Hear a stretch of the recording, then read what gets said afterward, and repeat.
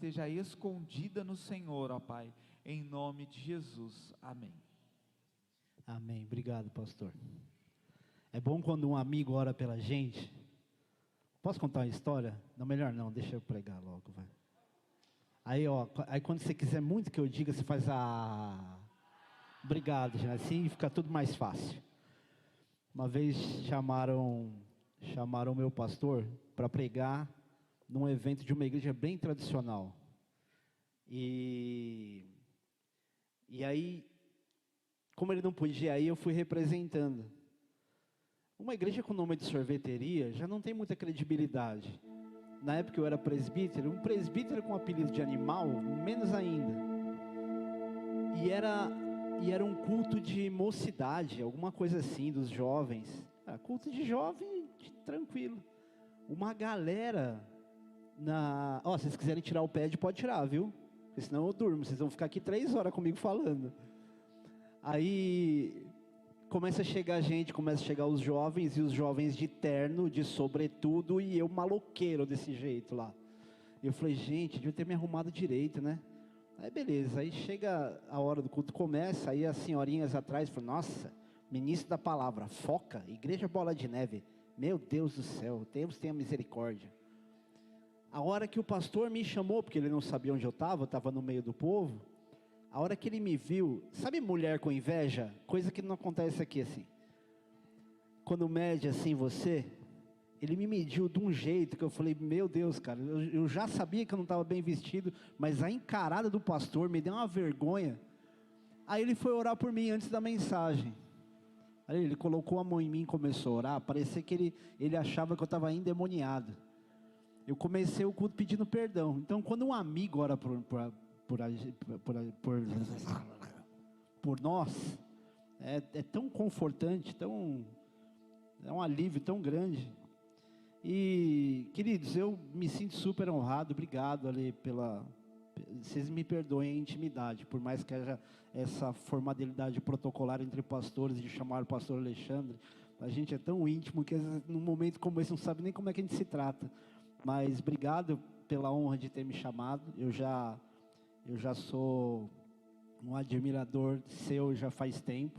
Eu não sei se já te contaram, mas e se isso trouxe algum problema para você, já te peço perdão desde já. Na igreja eu já falo lá, gente, se o culto demorou demais, você acha que porque eu falo bastante, hoje eu prometo que eu vou falar pouco. Tem um monte de igreja de homens de Deus que eu conheço aqui. Então você pode, Coinonia, o pastor Alexandre na Miguel Gema, tem lá o pastor Neto na Burn, começa a falar o nome das igrejas que eu confio, pelo menos. E eu falo direto aqui de vocês. Então, obrigado por esse convite, me sinto super honrado de verdade, porque eu sei que a gente ama tanto a nossa igreja, e confiar o púlpito, confiar um dia de culto a alguém para ministrar um povo que a gente cuida, é uma responsabilidade muito grande, e a gente só faz isso com quem é amigo da gente. Então, se é meu amigo, já está tudo certo. Amém? E é justamente por eu me sentir honrado, que a melhor maneira de eu devolver essa honra é servindo, sendo útil, e a melhor maneira de ser útil não é dizer os meus achismos, mas dizer aquilo que a palavra de Deus tem. E eu confesso para vocês que, por mais que a gente sempre esteja preparando mensagens na semana, eu falei assim, Deus, eu não quero esquentar uma mensagem, eu quero entender o que de verdade o Senhor quer falar com a igreja. E eu acredito muito em momentos como esse, como momentos vivos. Posso só contar mais uma história? Ela é importante. Eu cresci na igreja, e uma das coisas que eu mais me envergonho, mais me arrependo, é de na minha adolescência ir para a igreja esperando a hora do culto acabar, preocupado em encontrar meus amigos, a menininha que eu gostava, isso e aquilo, mas zero conexão com a palavra. E aí saíam os mais velhos do culto, eles falavam assim, uau, que palavra hoje, que palavra, você viu aquela hora, você viu isso? E eu morria de vergonha, porque eu falava, puxa, eu não absorvi nada da mensagem. Então o culto é um momento muito vivo, e se eu pudesse voltar no tempo, eu olharia para esse momento, não como um momento de ensino e de comunicação da palavra, mas de uma resposta de Deus para a gente, porque a gente vem prestar culto a Deus, e mesmo assim, Deus nunca deixa a gente sair de um momento como esse, com menos do que aquilo que a gente entregou. Então você não vai sair daqui com menos do que aquilo que você entregou. E aí quando você entende isso, você fala, eu vou começar a entregar mais, porque quanto mais entregar, mais eu vou receber de Deus. Amém? Quero convidar você a abrir a tua Bíblia no livro de Eclesiastes, no capítulo 6.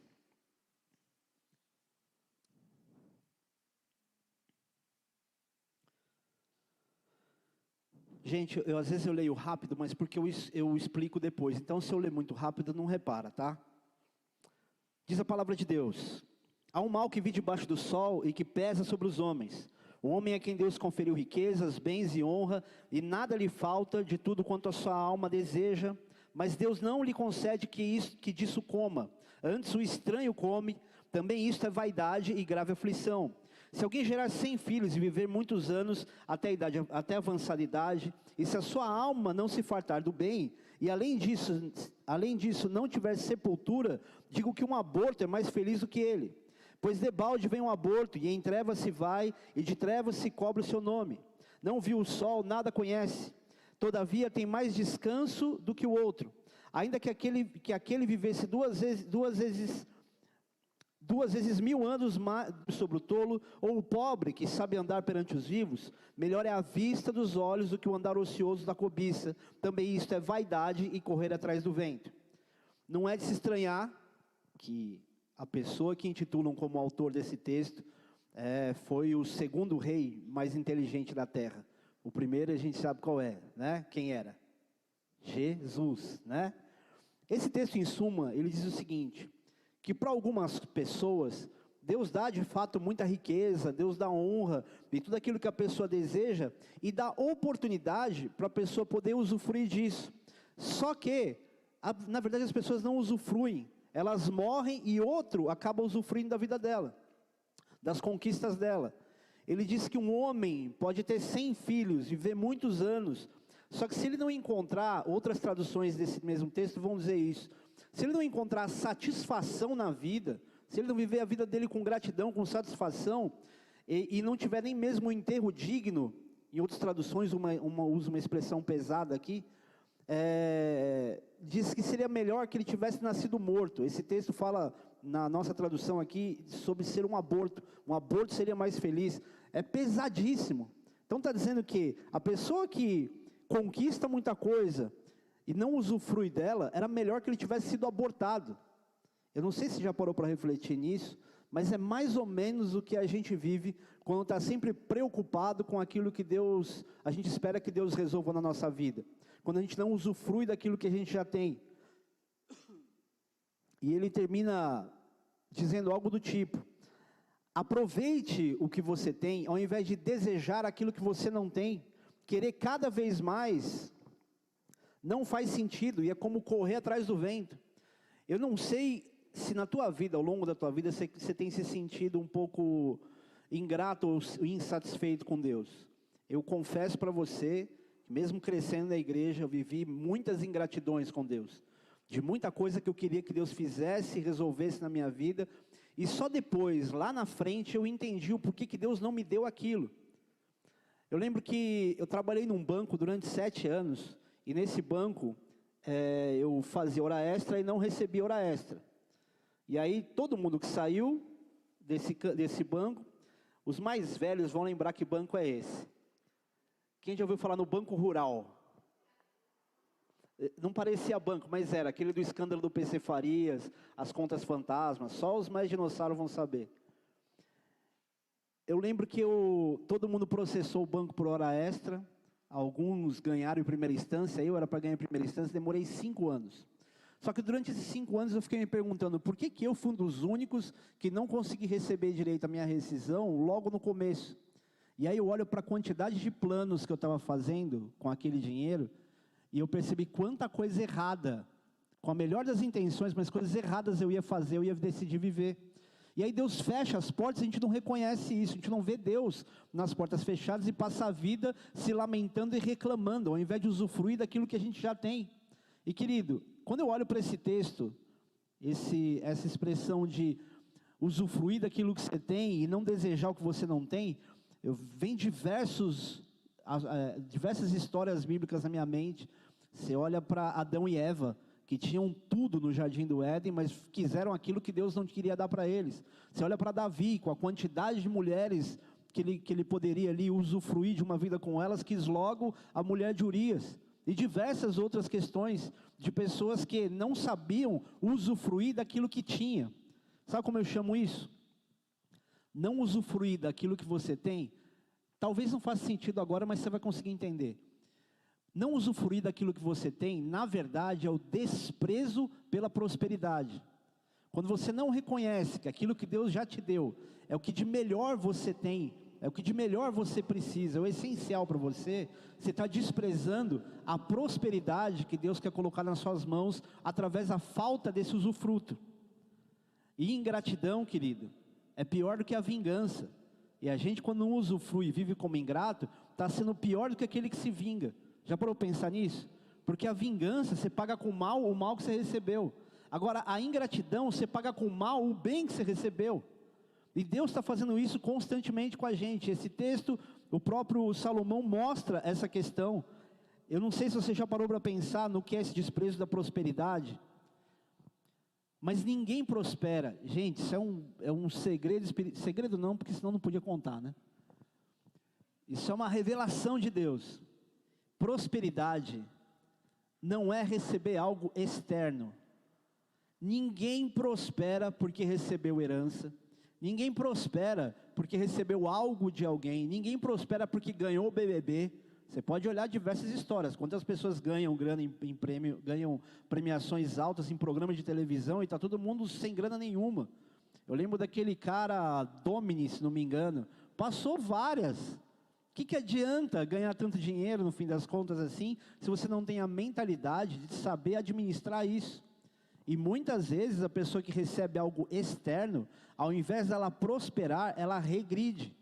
Às vezes o cara é trabalhador, o cara é esforçado, e ele recebe uma herança. Aí ele muda a mentalidade dele, ele começa a virar preguiçoso, começa a não produzir, começa a não fazer mais nada. O que acontece com o dinheiro? Acaba. O que acontece com o vigor, a disposição de trabalho, desaparece. Aí ele se vê sem dinheiro e sem vigor. Então entende, querido, como isso é gravíssimo. Porque prosperidade sempre vai ser, nas mãos de Deus, crescer com aquilo que Ele já te deu. O que você tem hoje, acredite, é suficiente para você prosperar. E eu não sou coaching, eu costumo dizer que eu sou péssimo para dar bons conselhos e ministrar sobre prosperidade. E não é pecado, porque a Bíblia ensina a gente sobre esses princípios. Mas eu não sou a melhor pessoa. Eu costumo dizer que Deus me chamou a preparar as pessoas para a hora da morte. É o que de melhor eu posso fazer. Preparar as pessoas para a eternidade. Para ganhar dinheiro tem um monte de gente muito melhor, né? A gente conhece algumas pessoas que certamente, se sentar para ouvir ministrações de prosperidade, você vai amar aquilo e vai botar em prática. Agora, uma das coisas, e isso não é esboço da mensagem, uma das coisas que as igrejas mais perdem oportunidade, e individualmente as pessoas mais perdem oportunidade de prosperar, é de colocar em prática o que ouve todo domingo na igreja. A sua prosperidade não está nas mãos de uma outra pessoa, ela está nas tuas mãos, ela está na sua frente, diante de você. Deus sopra nos teus ouvidos através da mensagem toda vez que você senta num culto, porque Deus sempre vai te dar alguma coisa que te dê uma lição de casa para fazer aquilo que vai resolver alguns problemas da tua vida. Eu sei que ouvir a palavra e praticar ao longo do tempo fica meio, dá uma preguiça, porque você está mais acostumado com o ambiente do que com o exercício daquilo que você tem recebido de Deus. Então, se você olhar como o mundo está, muitas vezes ensinando para a gente certos comportamentos, você começa a perceber o quanto a igreja está paralisada, recebendo informação, mas não pratica nada. E a fé sem obras, ela é morta. Não adianta a gente falar que a gente tem fé nas coisas sem ter atitude para poder provar a fé. Um exemplo disso é a minha esposa. Eu tenho um filho autista, e minha esposa, quando descobriu, começou a fazer 1000 tratamentos. Aí falou assim: eu acho que a gente não devia fazer tudo isso. Porque se Deus quiser tocar nosso filho e curar o nosso filho, a gente talvez nem vá atribuir essa cura a Deus, e sim a tratamento. Então parece que a gente meio está andando com falta de fé. E ela falou assim: não, muito pelo contrário, é justamente porque eu tenho fé que eu coloco em prática todas as possibilidades que eu tenho. Então, se você tem fé, querido, coloque em prática as possibilidades que você tem. Aí você fala: pastor, mas eu não tenho tantas oportunidades assim. Eu não sei se vocês chegaram a ver, alguns meses atrás, um cara que pegou 2 pedrinhas, alguns devem ter visto, no quintal da casa dele, vendeu 2 pedrinhas de brita e fez R$200 em um dia. O ponto de partida dele era a pedrinha de brita da casa dele. E ele está dizendo, ele dizia assim, não é o produto que você vende, mas é como você apresenta. E aí o mundo está ensinando para a gente que colocar a fé em ação vai dar o resultado que se espera, e o crente aqui desesperado, Senhor, me dá um emprego, Senhor, me dá isso. Deus já está te dando, e hoje é um aviso de Deus, de que Ele já está te dando a oportunidade de prosperar e sair do estado que você está. Muitas pessoas ensinam para a gente coisas, sem a gente perceber, e eu vejo muito isso através de música, e através não, é melhor não fazer isso aqui, que vocês não me conhecem, vão ficar escandalizados. Não, vocês vão ficar. A gente faz coisa errada na nossa casa, na casa dos outros não. Porque depois a gente sai e fica apagando incêndio. Pô, pastor, você viu o que ele falou ali? Não, porque eu uso muito exemplo de música. E as pessoas falam, nossa pastor, você ouve isso? Fala, não é que eu ouço isso. É que tem coisas que culturalmente todo mundo ouve. E às vezes eu uso alguns exemplos. Ah, Jesus. Eu uso alguns exemplos que eu não devia usar, porque a referência não é a referência de homens de Deus ou de pessoas de Deus. Mas tem uma música interessante, eu posso falar igual eu falo lá? Do profeta Frejá. Gente, eu não sou defensor de música secular, tá? Aliás, eu tenho um critério mais rígido para mim do que eu tenho para os outros. Mas tem uma música que ele diz assim, eu quero que você descubra que rir é bom, mas que rir de tudo é desespero. Que a gente vê pessoas muito felizes e quando o pastor vai aconselhar, aquela depressão.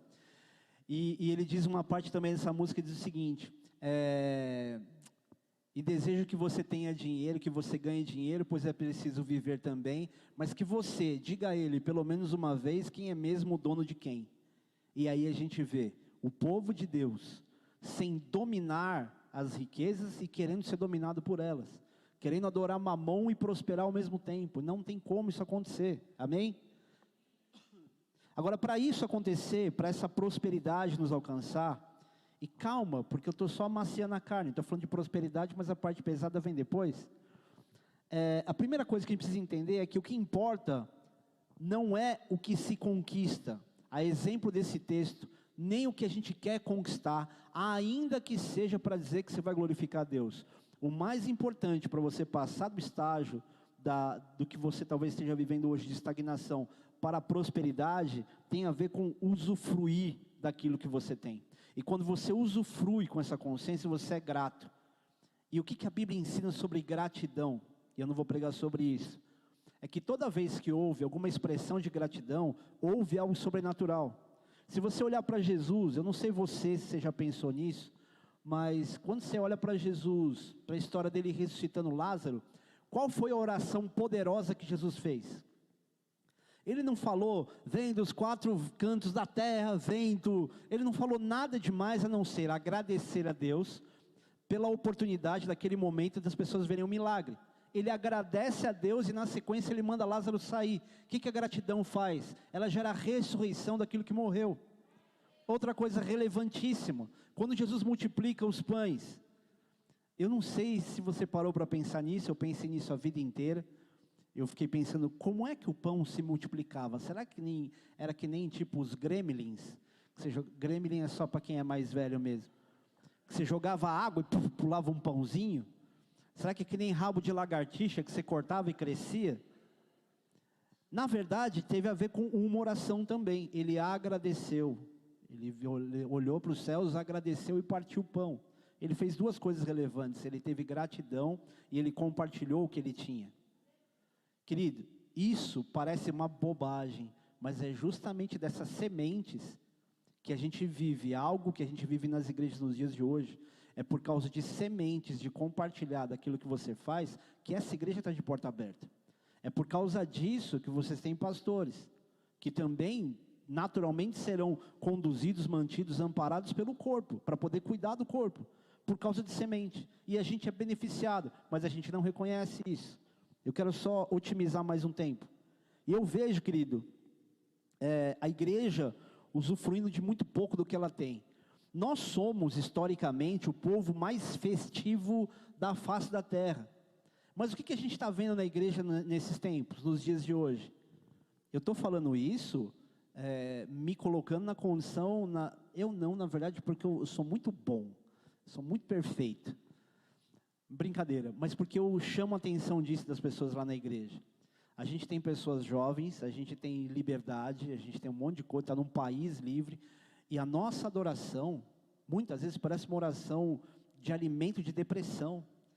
Parece que você vai cortar o pulso com a faquinha do Rocambole Puma. Você sabe que você não vai cortar nada, mas fica ali, oh meu Deus, a vida está acabando. Eu não sei se você teve a oportunidade, pastor, de saber lá que o nosso irmão trouxe aí o Ademar de Campos para ministrar na igreja. E aí ele falava algumas coisas sobre celebração e colocar Jesus como sendo o centro, que eu percebo o quanto a gente, eu falo de mim, falo da igreja lá mesmo, o quanto a gente está distraído em não expressar adoração e celebração a Deus. E isso vai tornando a igreja cada vez mais introspectiva, sem dinâmica, sem alegria, sem usufruir daquilo que Deus deu para a gente, como a nossa maior marca, que é a alegria. Outra coisa fundamental, querido, em relação a essa questão da celebração, o quanto a gente deixa de gerar expectativa em coisas que Deus pode mudar, só porque não conhece promessas da palavra. Eu não sei você, mas eu reconheço que eu conheço pouquíssimas promessas de Deus para a minha vida pela palavra. E sabe por quê? Porque a Bíblia tem cerca de 32 mil promessas. Se você pensar na quantidade, pensar em fazer uma lista das promessas que você conhece, quantas promessas que você sabe que Deus tem para você, você consegue registrar?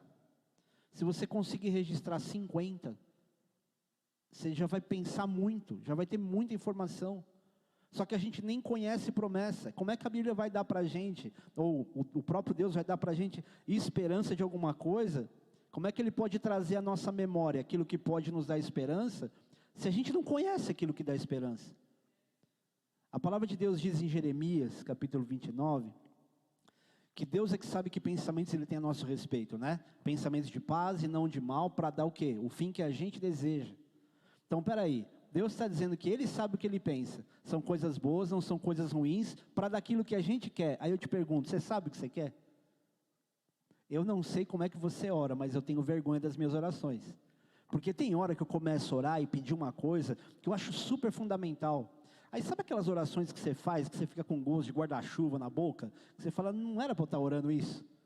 Eu começo a ter vergonha de coisas que eu peço, porque eu percebo que a minha prioridade não deveria ser aquela. E não que Deus não queira me abençoar, não que eu não tenha que falar para Deus, mas eu olho para a minha oração, muitas vezes eu tenho vergonha da forma como eu exercito a fé, a forma como eu digo crer naquilo que eu oro e o tipo de pedido que eu faço.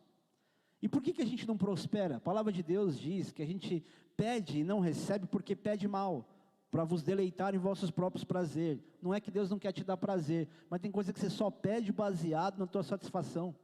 Posso te dar uma dica? Faça orações que tenham um propósito, onde Deus possa participar do resultado dela. Não peça só para Deus abençoar a tua empresa. Tenha uma visão do que você quer fazer com a tua empresa. Pô, pastor, mas eu preciso de recurso agora. Não, você precisa de uma visão. Porque a visão gera recurso, não o contrário. Não espere que Deus te dê dinheiro, te dê alguma coisa para você fazer algo grandioso. Não, comece a pensar no que você vai fazer. Se você tiver essa visão de propósito, certamente Deus vai surpreender você com os recursos. Vocês estão aí?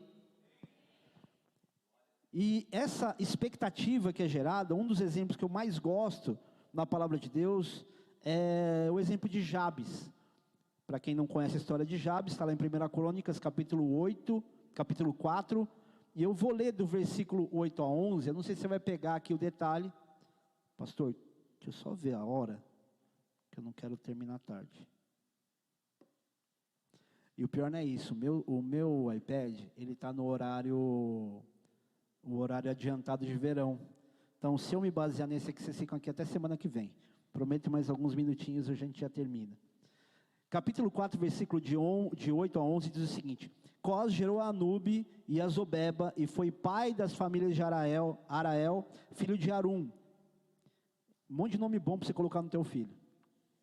Na sequência, diz o seguinte: Foi Jabes mais ilustre do que seus irmãos. Sua mãe chamou-lhe Jabes, dizendo, porque com dores o dei à luz. Jabes invocou o Deus de Israel, dizendo, ó, tomara que me abençoes e me alargues as fronteiras, que seja comigo a tua mão e me preserves do mal, de modo que não me sobrevenha aflição. E Deus lhe concedeu o que lhe tinha pedido.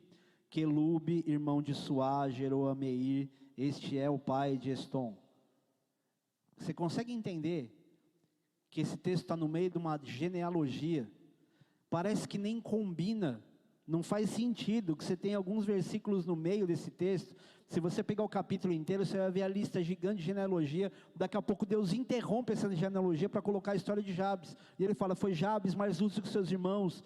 E Jabes faz uma oração infantil para Deus, e Deus responde. O que esse cara tinha? O que era tão relevante? Ele tinha talvez a ingenuidade que o povo de Deus precisaria ter hoje, para prosperar, para poder viver experiências novas com Deus. Ele fez uma oração que talvez outras pessoas no lugar dele, naquela época, fariam diferente. Vamos fazer de conta que na nossa época hoje, o nosso nome, ele tem o mesmo significado emocional, além de espiritual, que tinha para aquela época. O que você oraria? Falou, Senhor, muda meu nome. E a gente escuta muitas vezes pessoas falando que Deus mudou o nome. O que adianta Deus mudar tanto o nome por fora, se a gente não tiver a consciência de que Deus nos mudou por dentro? Está cheio de gente com nome novo. Eu não vou aqui condenar nenhum mover espiritual sobre essa questão. Cada um, Deus fala de um jeito e recebe e discerne a voz de Deus de um jeito. Mas quantos nos dias de hoje eu implorar para Deus mudar o seu nome? Muda o meu nome, Senhor, eu quero ser conhecido como Israel. Faz como o Senhor fez com Jacó, porque olha o que eu estou passando, olha esse vale, olha isso, olha aquilo. E se tem um cara nessa terra que eu acho que ia querer que trocasse o nome, aí eu vou ter que mostrar. Mas eu vou mostrar só para o pastor. Aí depois é para testar a veracidade do que eu estou dizendo. Pastor, chega aí. Olha esse nome aqui, ó.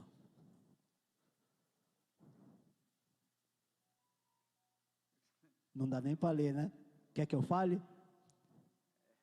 É o nome do meu pai, Juvirgitino. Então, se você não gostava do seu nome, pensa no meu pai, tendo a junção do nome do meu avô, que era Juventino, e da minha avó, que era Virgínia, e virou Juvirgitino. A sorte do meu pai é que ele era bonito, cara. Meu pai era bonito, ele era alto, ele tinha olhos claros. Eu tenho um irmão mais alto, o meu irmão mais velho, ele herdou do meu pai a altura e os olhos claros. Eu herdei só a careca do meu pai. Mas o que isso mostra? Que muita gente está preocupado com coisas que não são o principal. E Jabes, ele estava ali, recebe um nome de Jabes, porque com dores dei à luz da própria mãe, ele ignora isso. Ele falou, Senhor, eu quero que o Senhor me abençoe, que mal nenhum venha sobre mim, que o Senhor me alargue as fronteiras. O que tem qual foi o segredo dessa oração? Parece oração de criança no almoço. Senhor, obrigado por essa comida, amém. Meio generalizado. Jabes faz uma oração dessa e Deus ouve. O que me faz pensar? Que Jabes, ele tinha uma expectativa naquilo que Deus era capaz de fazer. Por mais que a oração não fosse profunda, era uma verdade dele e ele cria. Agora, quantas nossas orações a gente ora sem nem acreditar? E a palavra de Deus ensina, quando você for orar, acredita no que você está falando. A gente só ora, a gente só fala. Esse é o problema de, nesse tempo, a gente fazer tudo que todo mundo faz, falar como todo mundo fala, sem que seja a nossa verdade. Deus vai escutar o seu nós vai, nós vem. Deus vai escutar o seu mano, mas seja de verdade, fala, expressa. E Deus está pronto para te ouvir, não porque Ele é teu servo, mas é porque Ele quer manifestar a glória dEle, através das respostas às orações. Ele é Pai. Deus não é um dono, presidente de religião. Ele é o teu Pai, é o teu Criador. Ele é o maior interessado em te abençoar, em te prosperar. Só que Ele não quer só te prosperar, Ele quer você para Ele. E se por um acaso Deus perceber que Ele está perdendo a gente para as riquezas, para as coisas que a gente quer ter, por que Ele daria para a gente aquilo que a gente pede? Vocês estão aí? Então eu olho para esse texto e falo, puxa, que maravilha, se a gente tivesse essa expectativa, como se tudo que a gente precisasse, era só fazer uma oração com fé para usufruir do que Deus tinha para a gente, coisa que a gente infelizmente não tem vivido hoje. A gente está estagnado por não ter aprendido princípios simples desses como Jabes. Ao invés disso a gente fica, se lamentando com o passado. Já escutou a expressão excesso de passado? Tem um pastor lá em Brasília que fez uma ministração com esse tema. Cara, a gente vive com excesso de passado, contando uma história triste a vida inteira. A gente fala do nosso testemunho. Não, você não sabe o meu testemunho, porque o meu testemunho... É testemunho para quem? Porque parece que nunca chegou a hora onde Deus realizou tudo. A gente está sempre contando uma história ruim. A gente está sempre testemunhando de uma coisa que já passou há muito tempo atrás. Quando é que os testemunhos do presente vão começar a se renovar? Porque eles estão prontos para se renovar. Igreja, sendo bem sincero, eu não acredito que Deus tenha nos reunido hoje para trazer uma reflexão que não gere nada. Eu acredito em mensagens que são palavras liberadas, não pela força de quem fala, porque a unção se manifesta em quem recebe. Eu acredito muito que Deus está nos avisando, e eu quero me apropriar disso como irmão em Cristo seu, todos nós sendo ministrados aqui, um aviso de prática, de palavras e de sementes que vão levar a gente para um estado de mudança que a gente espera. E eu não falo só de prosperidade financeira, porque prosperidade não se limita a recurso financeiro, ela é muito maior do que isso. Envolve saúde, envolve relacionamento, envolve o nosso ministério. Ao invés de a gente ficar o tempo todo colocando a culpa no nosso passado ou a culpa em alguém. Tem um cara, um amigo meu, de uma igreja com nome de sorveteria aqui, ele escreveu um livro, num capítulo desse livro, ele diz o seguinte, que a culpa é sua e isso é bom. Quanto mais você admite as suas culpas, mais oportunidade você tem de mudar a circunstância daquilo que você viveu.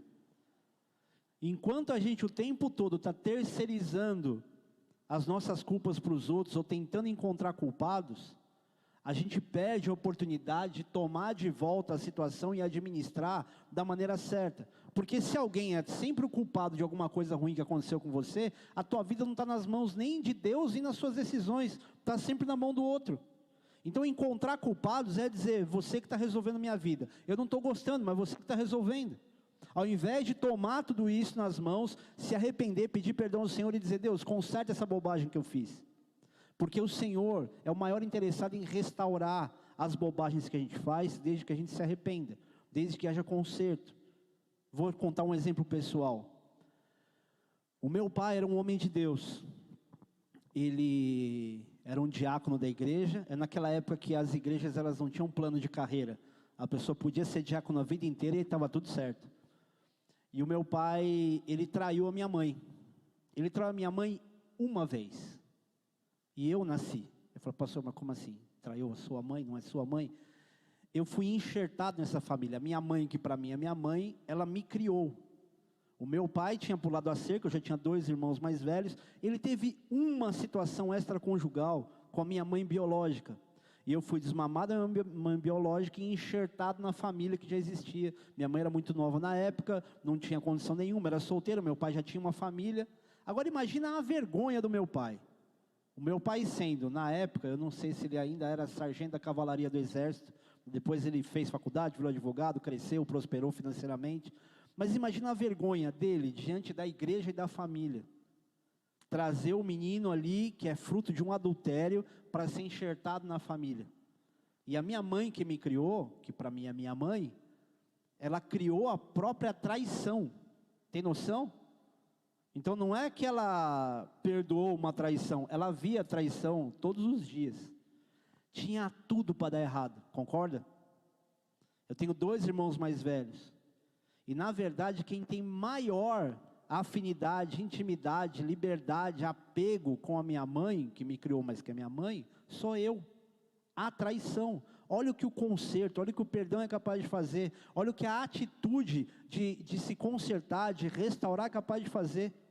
Houve o arrependimento do meu pai, a humilhação do meu pai, mas também o perdão da minha mãe. E a gente quer ser beneficiado, sem se arrepender e sem perdoar. A gente quer prosperar, a gente quer que Deus abençoe e libere palavras na nossa vida. A gente vem para o culto esperando receber uma palavra profética, mas a gente não tem a hombridade de ter essa iniciativa na nossa própria vida. Agora, outro texto, não vou ler aqui, mas só para a gente resumir. Outro texto que ensina a gente a desfrutar da vida no presente, está lá em Eclesiastes capítulo 9, só que fala de algumas coisas de uma forma um pouco mais dura. Posso resumir sem ler? Vocês se importam? Amém.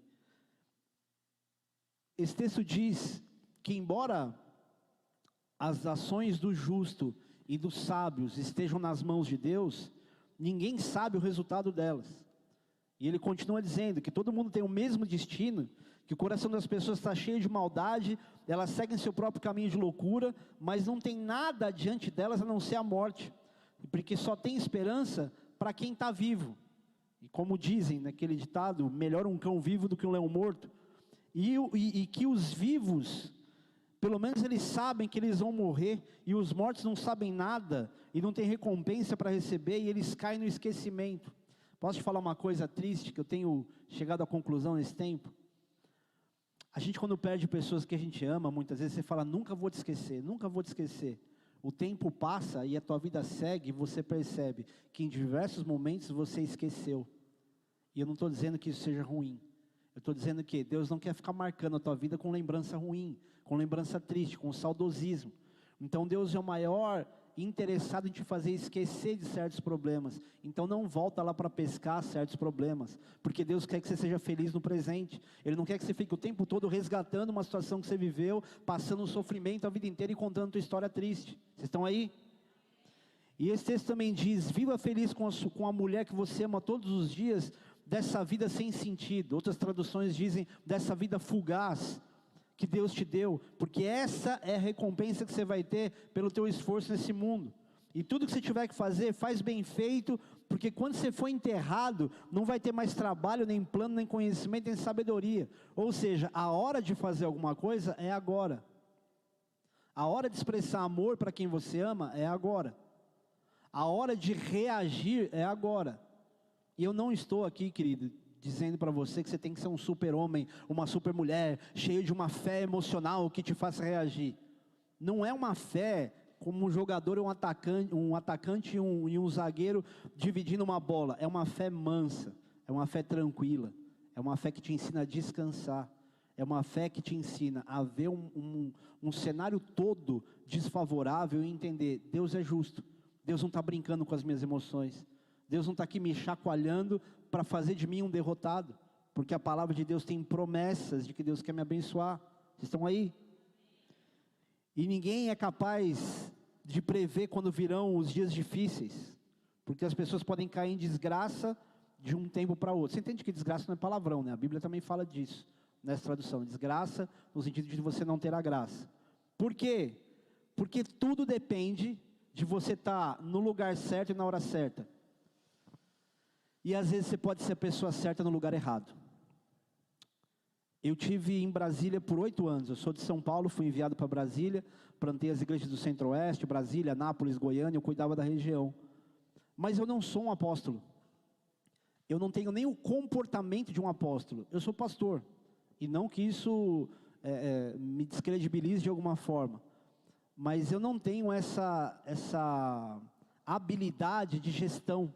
Eu não sou esse cara que vai fazer grandes realizações, que vai cuidar de uma região. Embora eu tenha plantado todas as igrejas de lá, eu tenho total certeza de que eu não seria a pessoa certa para continuar lá. Só que, enquanto eu ficasse insistindo que aquele era meu lugar, que eu tinha que estar ali, que eu fui chamado para aquilo, e não entendesse que Deus me chamou para outra coisa, eu ia passar um tempão frustrado, cheio de estresse, com crise de ansiedade, preocupado com um monte de coisa. Porque eu era a pessoa certa, sim, mas já no lugar errado. Então, quando Deus me traz para Mogi, e Ele me fixa numa igreja local, que eu posso me concentrar em quem eu me relaciono toda semana, fica muito mais fácil. Por quê? Porque eu sou relacional. Se você me conhecer na rotina, você fala, realmente esse pastor não é um pastor que é a pessoa mais inteligente para gestão, para lideranças de liderança, mas ele gosta de estar no meio do povo, tem cheiro de ovelha. Outros apóstolos têm essa habilidade, eu não tenho, talvez por imaturidade, ou seja lá o que for, ou por identidade. Agora, enquanto você não entende, querido, que talvez a tua circunstância hoje seja você aceitar a condição e a direção que Deus está te dando, você vai ficar ali lutando para você ser aquela pessoa. Sabe onde a gente mais sofre com isso? Liderança de ministério. E o pastor não falou nada para mim não, tá? Não sei o que está acontecendo, se tiver. Porque aí o pastor pensa, cara, essa pessoa funcionaria tão bem em outro lugar, e não como líder, mas como cooperador, só que aí se você tira a liderança da pessoa, ela acha o fim do mundo. Ela não consegue lidar com o fato de Deus tirar ela, ou o pastor tirar ela de uma posição de evidência. Quando eu cheguei aqui, eu comecei a tentar descobrir, na minha ausência, quem é que a igreja mais gostava de ver pregar quando eu não estava. Só que eu tinha uma pessoa próxima de mim, que era muito próxima, braço direito, eu não vou falar mais, que é capaz de vocês conhecerem, que Mogi é um ovo. E ele não era a pessoa que a igreja mais se identificava.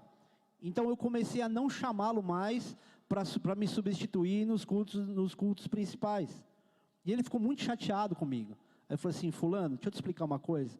Eu quero o melhor para a igreja. Você também? Sim.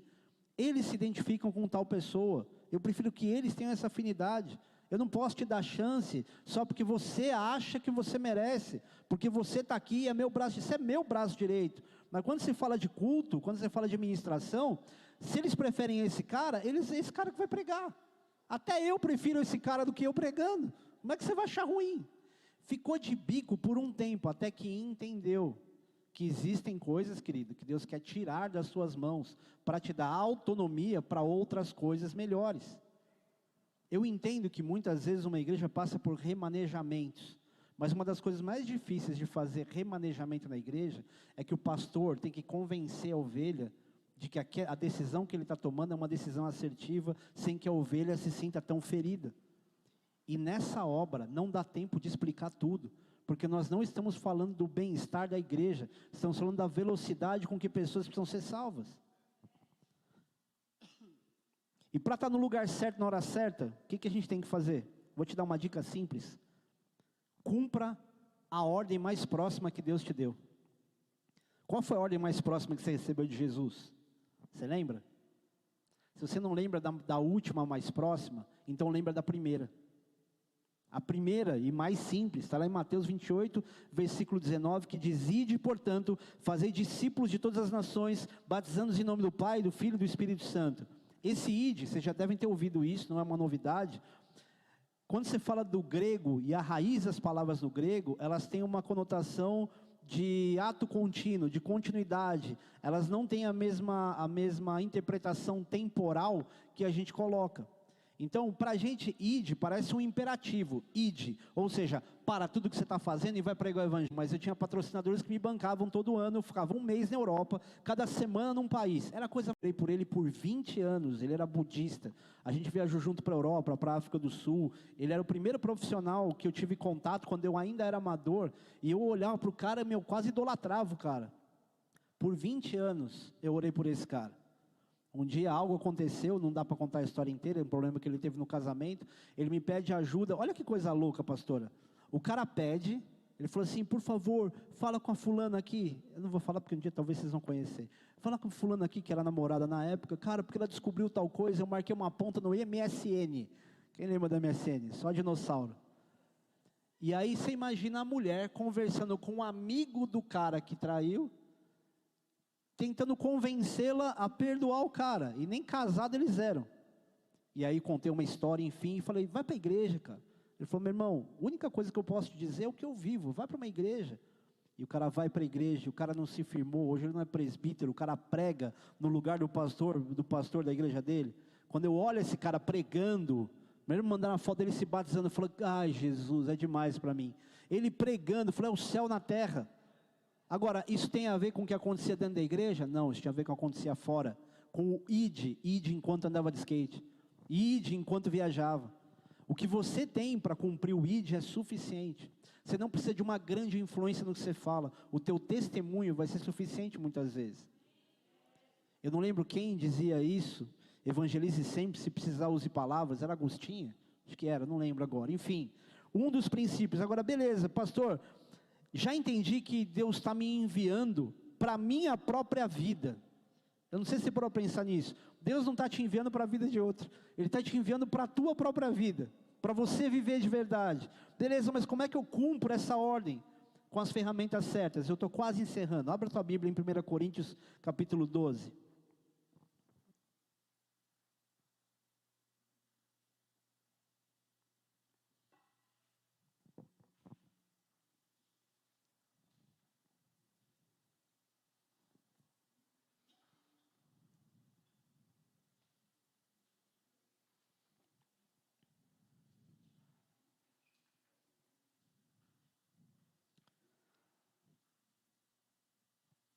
diz o seguinte: a respeito dos dons espirituais, não quero, irmãos, que sejais ignorantes. Sabeis que outrora, quando eres gentios, deixáveis conduzir-vos aos ídolos mudos, segundo eres guiados. Por isso vos faço compreender que ninguém que fala pelo Espírito de Deus afirma anátema Jesus. Por outro lado, ninguém pode dizer Senhor Jesus, senão pelo Espírito Santo. Ora, os dons são diversos, mas o Espírito é o mesmo. E também há diversidade nos serviços, mas o Senhor é o mesmo. E há diversidade nas realizações, mas o mesmo Deus é quem opera tudo em todos. A manifestação do Espírito é concedida a cada um visando um fim proveitoso.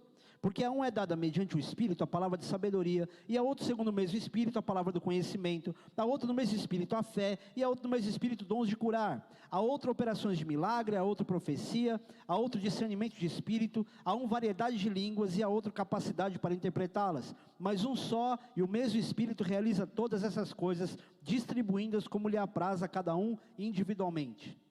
Primeira coisa, querido, que é importante a gente analisar nesse texto é: o Espírito Santo não vai dando dom porque está a fim de dar dom, mas ele visa um fim proveitoso. Ele está visando um propósito, alguma coisa que vai acontecer. Você deseja ter dons espirituais? Todo mundo quer. E a gente quer multiplicar esses dons espirituais. Agora, para quê? Infelizmente, a gente chegou numa época onde a popularidade, a visibilidade das pessoas parece estar mais interessante do que o serviço. Grava o que você vai ouvir aqui. O crente que não trabalhar, que não servir, ao longo do tempo, ele vai sentir a sua fé enfraquecendo. Muitos deles vão apostatar da sua fé. Muitos deles não vão saber nem se tinham se convertido de verdade, só porque não serviram. E eu não estou falando de servir exclusivamente a uma igreja local, mas entender a sua vida como um servo de Deus. Porque vamos entender algo aqui: chamado e ministério não são a mesma coisa. Ministério é aquilo que você, dentro do corpo, você administra, dentro da igreja, nas suas funções, mas o teu chamado, ele vai muito além disso. Tem gente que foi chamado para ser advogado. O problema é que os crentes aprenderam tanto que chamado não cabe dentro da igreja, que ele se acomoda só em ser profissional, mas ele não age como servo de verdade. Ou ele não dá bom testemunho, ou ele nunca conecta as pessoas ao corpo. Então deixa eu te explicar algo importante, querido. Se você quer cumprir o seu chamado, não adianta dizer que você foi chamado para ser médico, para ser advogado, para ser isso ou aquilo, e isso de fato ser um chamado, sem que você nunca conecte as pessoas que você abençoa ao corpo de Cristo. Vocês estão aí? Porque a gente passa a vida querendo ser mais importante do que o Espírito Santo. Por isso a gente precisa dos dons do Espírito. Pior do que isso é quando o crente passa a vida dele tentando identificar, dentro dos 5 pilares da igreja, dos 5 ministérios, quem ele é. Se ele é um cara realizador, ele é um apóstolo. Se ele é um cara muito ousado, ele é um profeta. Se ele tem a personalidade mais amorosa, ele é pastor. Se ele é um cara mais técnico, ele é um mestre. Se ele é um cara falador da galera, ele é evangelista. E a gente passa a vida imaginando que você vai identificar o chamado de acordo com personalidade. E eu conheço diversos pastores que se dão muito melhor ensinando do que pastoreando, porque não tem sensibilidade de relacionamento nenhum. E conheço um monte de evangelista que já é maduro o suficiente para pastorear, mas ele acha que ele não tem essa autonomia, que ele não tem essa capacitação. A gente fica confundindo os 5 ministérios com dons do Espírito, e na verdade, os 5 ministérios têm uma identificação para o corpo, mas os dons do Espírito não cabem dentro da igreja. E se você entender isso, escreva o que eu estou dizendo. Deus vai dar para você aquilo que você desejaria ter como dom, de acordo com o fim proveitoso, a maneira como você vai servir pessoas. Eu vou dizer algo aqui com muito temor, não sei se essa é a palavra. Alguns anos atrás, eu conheci, uns 10 anos atrás, eu conheci o profeta Amaro. Já ouviu falar dele, que morreu há pouco tempo? Para mim, aquela é a melhor identidade de profeta que eu conhecia. Por quê? Ele era um senhorzinho engraçado, que tocava reggae, tiozinho, bem senhorzinho mesmo. Mas um cara simples, que você tinha que prestar atenção para perceber que Deus já estava usando ele. Porque ele batia papo com você e Deus destrinchava a tua vida. Eu falo, eu quero ser usado por Deus assim. Eu não quero ser um cara que as pessoas olham como um profeta de Deus, que você não sabe se o cara é um cigano, um bicheiro ou um profeta, porque ele tem abotoaduras, ele tem ouro pra caramba, ele tem a toalhinha que ele enxuga até se não está suando. Num culto como esse, num dia de frio, ele estaria com a toalhinha dele aqui, achando que ele é o gringo. Eu não estou dizendo que isso não existe, mas é ridículo, porque a gente não está construindo o nosso chamado com a identidade original que Deus quer dar para a gente. A gente acaba sendo uma cópia mal feita de alguém que já não é original. Então quando eu olhei esse cara, eu falei assim, eu quero assim, Senhor me ajuda, me dá isso, eu quero experimentar isso. E sabe como é que Deus te faz experimentar, se você tem dons ou não? Correndo risco, falando, orando, discernindo, perguntando. A igreja tem muita dificuldade em romper no seu chamado, porque ela fica com medo de passar vergonha. Deixa eu te explicar uma coisa, se a sua postura for humilde, você não vai ser envergonhado. E se por um acaso é Deus que está falando através de você, Ele vai confirmar, mas se você chamar no peito e dizer, aqui tem café no bule porque eu sou profeta e não for Deus, aí você vai ser envergonhado. Se você quer que Deus te dê palavras de conhecimento sobre alguém, para prestar atenção e falar assim, por um acaso, assim, não leva mal, você viveu alguma situação semelhante a tal coisa nessa semana? E a pessoa vai dizer sim ou não, e você vai dizer, então esse sentimento, esse discernimento que eu estou tendo, está me apontando para aqui, então deve ser Deus mesmo. Há 4 anos atrás, um amigo meu, que já foi o pastor do Bola aqui em Mogi, hoje ele está no Canadá, ele passou mal, e ele foi para o hospital, e Deus começou a falar sobre as pessoas que entravam no quarto. Aí entrou uma enfermeira, eu falei assim, é você que tem uma filha que está doente? Quando eu pergunto, é você que tem? Eu não estou chamando a responsabilidade do profeta para dizer, você tem uma filha que está doente? Meu irmão, é muito detalhe, é muita riqueza de detalhe. Ela falou, não. Não, tudo bem, então beleza. Acho que eu confundi. Aí ela ficou com a pulga atrás da orelha, por quê? Porque ela tinha uma filha que estava doente. Aí daqui a pouco entra a médica no quarto, eu vou resumir todas numa só. Entra a médica no quarto, senta lá, começa a falar dos exames do Fernando e tudo. Aí eu falei assim, doutora, você não é daqui, né? Ela o sotaque. Eu falei, não só pelo sotaque. É difícil, né, trabalhar, morar perto do trabalho, e você vir da casa para o trabalho, do trabalho para casa, pegar a escala dos outros, né? Você deve trocar bastante escala com os outros. A mãe começou a regalar o olho, tipo assim, o que você sabe da minha vida? Por quê? Esse interesse de ver essa experiência de Deus se manifestando, é uma coisa que a gente precisa querer. A palavra de Deus diz que a criação, ou seja, quem ainda não é filho, não é boi, cavalo, não é nada aqui. A criação anseia com ardente expectativa que os filhos de Deus se manifestem. As pessoas estão esperando você para uma oração. Eu prometo que eu estou encerrando, tá, gente? Perdão. Eu lembro que uma vez eu fui fazer um casamento e um cara pediu para eu comprar uma roupa específica numa loja, e eu cheguei e fui comprar roupa, chega lá, o cara falou assim, você não é o fulano que dava palestras lá em cima? Na época era a igreja na sede. Eu falei, não, sou eu, agora eu estou em Brasília, eu vim aqui para São Paulo fazer um casamento, não sei o quê, e batendo papo, não sei como é que você está, falei, não estou conseguindo ir, porque eu estou com depressão, não sei o que lá. Aí eu falei, puxa, cara, aí terminou a venda, ela falou, posso fazer uma oração por você? Eu falei, não pode. Falei, onde a gente pode orar aqui? Vamos aqui naquela loja, eles estavam reformando a loja da frente, Shopping West Plaza. Probabilidade 0 de eu ir no West Plaza. Vocês nem devem saber qual é o West Plaza em São Paulo, né? Eu entro na loja, uma loja toda fechada com jornal, porque eles estavam reformando, daqui a pouco bate na porta assim, você vai fazer oração? Posso receber oração? Pode. Era uma surf trip que era grande lá, tinha 14 vendedores com o gerente. Começou a entrar, entrou 7, aí eu orei com todo mundo, e depois entrou mais 7 e o gerente, eu orei com todo mundo. Agora, sabe o que foi mais constrangedor? É que para todo mundo que eu pedi, perguntava, pelo que você quer que eu ore? Sem exagero, irmãos, diante de Deus, o diabo é o pai da mentira. Se eu estiver aqui mentindo, eu já estou errado. No púlpito, pior ainda. Sabe o que as pessoas falavam? 80% delas, elas diziam exatamente assim, ora por qualquer coisa. Elas só queriam uma oração. E a gente fica imaginando que a gente vai pagar mico orando por alguém. Posso só contar mais um? Puxa, Jesus. Eu não posso nem ficar falando, para edificar sua fé, porque também vai trabalhar meu ego, né? Eu fui correr uma etapa do Campeonato Mundial no Rio de Janeiro. 19 países e tudo. E depois de 2001 até os últimos anos que eu competi, nenhum campeonato começava sem que a gente fizesse uma oração para começar o campeonato. Então, fazia parte do briefing do evento, do cronograma do evento. Depois do briefing, eu tinha um tempo de oração. Aí veio um cara, no final, depois de tudo, depois de eu orar por todo mundo, eu ficava prestando atenção em quem queria oração, em quem precisava de oração por alguma razão. Alguém que estava machucado, alguém que estava doente. Eu vi um cara assim, braço cruzado, bravo, olhando para a ladeira. Eu falei assim, aí, Tim, está concentrado? Sua qualificatória agora? Ah, não, é que eu estou machucado, não sei o quê. Desloquei o ombro, sei lá o quê. Aí o ridículo aqui que vos fala, colocou a mão no ombro do cara e começou a orar. Falou, Senhor, assim, despretensiosamente, falou, Senhor, dá essa experiência para o Tinho, cura o ombro dele, em nome de Jesus, amém. Tão ridículo quanto alguém orar por uma pessoa sem pedir, é terminar a oração e não falar nada e sair andando. Porque eu estava pensando, não vou nem ficar aqui, testa seu braço. Daqui a pouco eu estou lá, fecho meu macacão, coloco meu capacete, vem o cara na defesa gritando, vem cá. Pensei, alguém se machucou, alguém morreu. Porque toda vez que alguma coisa dá errado, quem que eles procuram? O crente.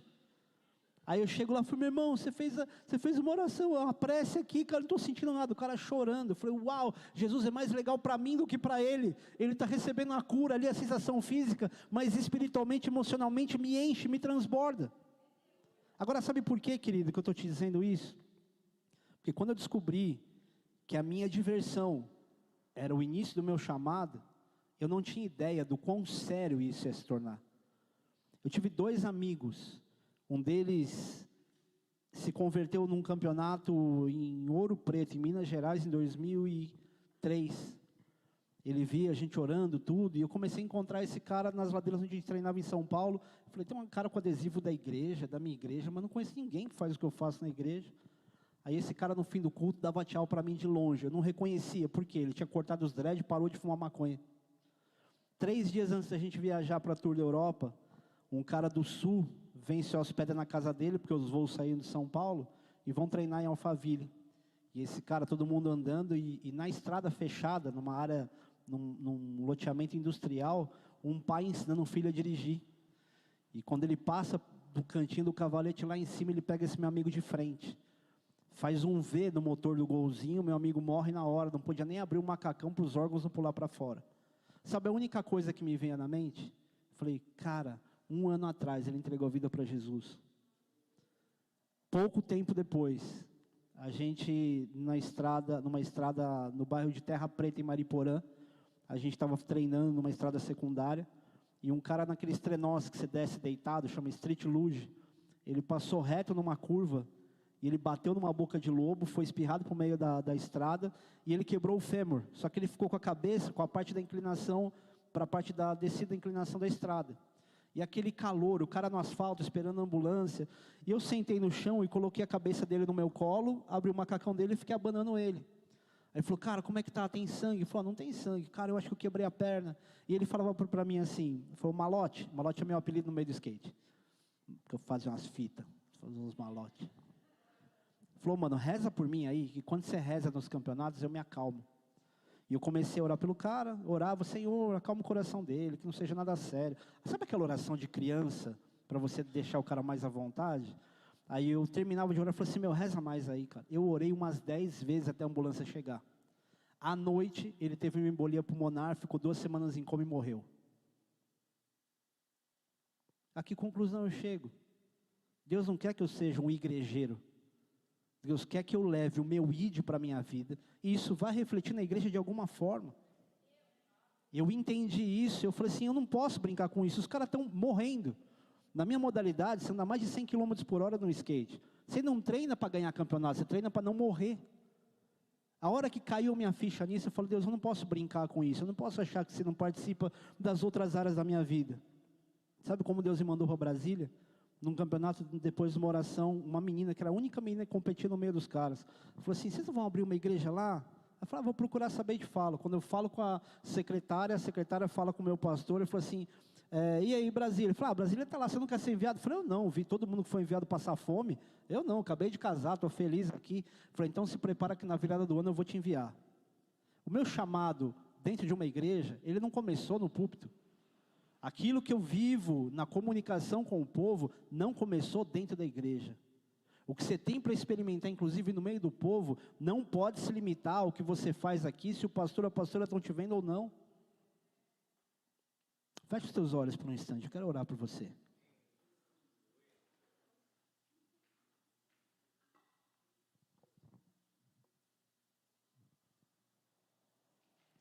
Pai, eu te agradeço porque nesse momento existem pastores sendo despertados, existem evangelistas sendo despertados, existem profetas sendo despertados, existem também, Senhor Deus, porventura, apóstolos sendo despertados. E eu suplico ao Senhor, Espírito Santo, traz ao coração os teus filhos, os pensamentos, as lembranças, aquilo que mostra para eles que o Senhor não os chamou para ser meros espectadores e meros frequentadores de uma igreja.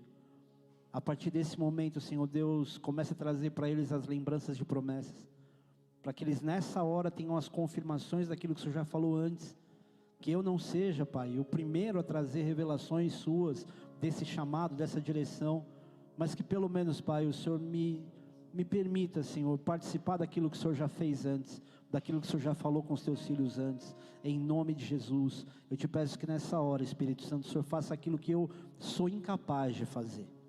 Move-os, Pai, move-os para a reação, move-os, Senhor Deus, para prosperar em tudo o que fizerem, em nome de Jesus, amém. Eu quero só fazer mais uma oração por você, bem mais específica.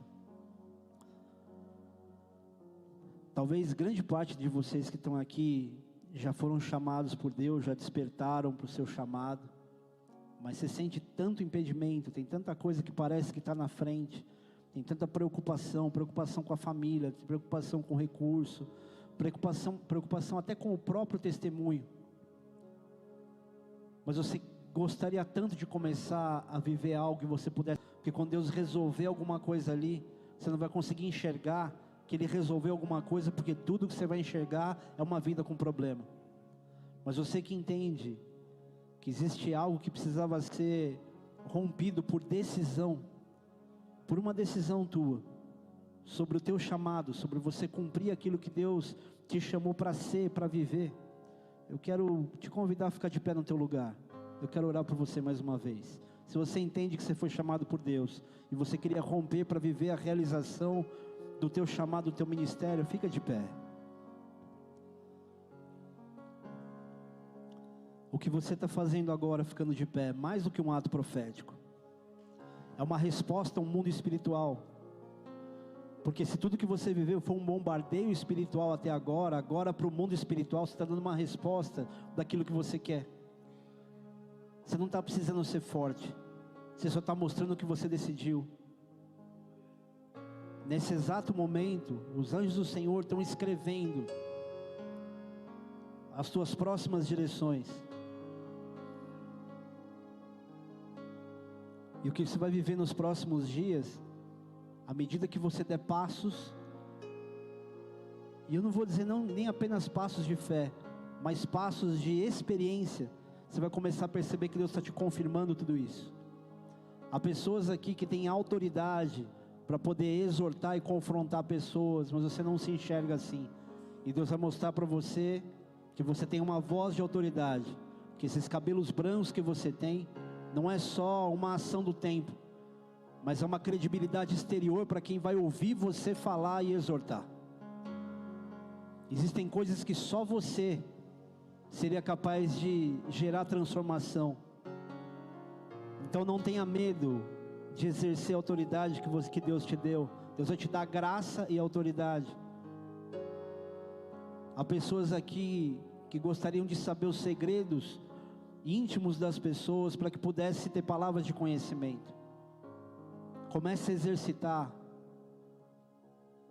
mas saiba que uma das coisas que Deus mais vai te aconselhar a fazer pela palavra, é se santificar. Assim como o jejum não serve para Deus te dar aquilo que você quer, mas para sensibilizar o teu espírito a ouvir melhor a voz de Deus.